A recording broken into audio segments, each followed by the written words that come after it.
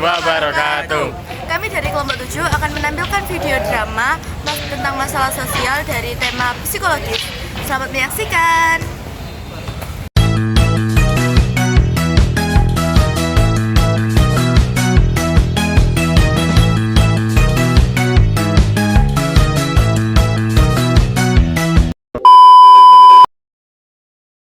Pagi itu, suasana sekolah tampak seperti biasanya. Namun, di antara para siswa ada satu wajah yang tampak lelah, yaitu Nukman, siswa berprestasi yang kini mulai kehilangan semangatnya karena tekanan terbesar datang dari ayahnya sendiri yang juga merupakan ibu gurunya di sekolah.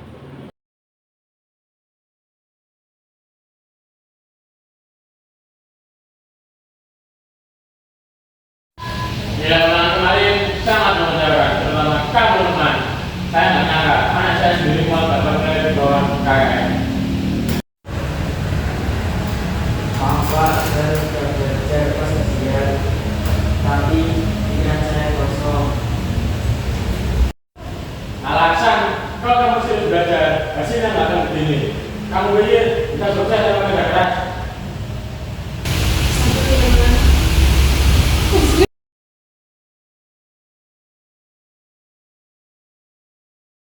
Setelah pelajaran usai, Nukman duduk diam di depan kelas. Tekanan dan rasa takut terus menghantuinya, hingga sahabatnya, Neira, datang membawa sedikit ketenangan.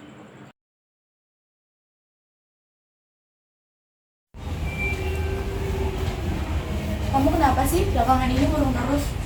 Aku capek nih, Pak Pavian terus tuntut aku harus nilai sempurna, harus juga juara, tapi aku merasa nggak sanggup. Kamu gak harus sempurna, Man. Kamu tidak berusaha. Kadang orang tua itu lupa kalau kamu juga manusia yang bisa lelah.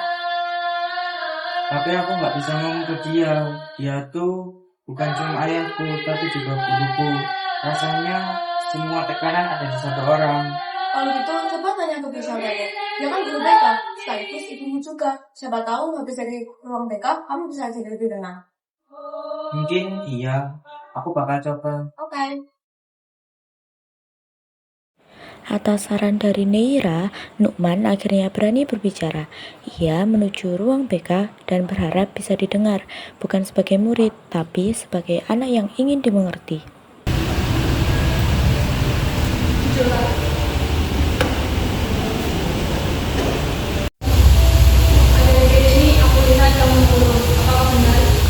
Iya Bu, aku cuma merasa tertekan.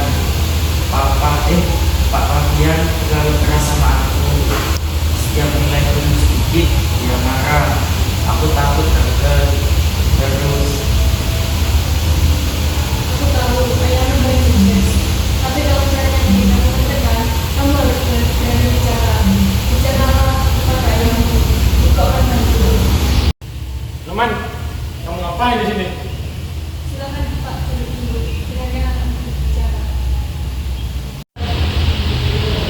Pak, aku cuma mau bilang, aku nggak bisa terus hidup dalam ketakutan. Aku belajar bukan karena mau sukses, tapi karena takut dimarahin papa. Aku nggak bahagia. Papa nggak sadar kalau kamu sampai seperti tertekannya, nak. Papa cuma pengen kamu punya masa depan bagus, tapi Papa lupa caranya bikin kamu bahagia. Yang penting kalian juga saling mengerti. Anak buahnya yang butuh nilai tinggi, tapi juga butuh hati yang tenang. Mulai sekarang, belajar kamu lebih aja. Papa bakal dukung kamu, bukan dengan lagi. Kasih Pak, akhirnya aku bisa bilang semuanya. Hari itu, akhirnya Favian sadar, nilai tinggi tak berarti apa-apa jika anak sendiri hidup dalam ketakutan. Beberapa hari kemudian, Nukman tersenyum lagi. Ia belajar dengan tenang tanpa rasa takut, karena kini ia tahu nilai bukan segalanya. Yang terpenting adalah kebahagiaan dan kasih. Wah, sekarang aura kamu beda banget ya. Udah ngomong sama orang kamu ya? Sudah, ternyata ngomong jujur itu penting banget nih. Aku jadi lebih lega, belajar pun terasa lebih ringan. Nah, itu dong. Ingat, itu bukan cuma soal nilai, tapi soal bagian juga.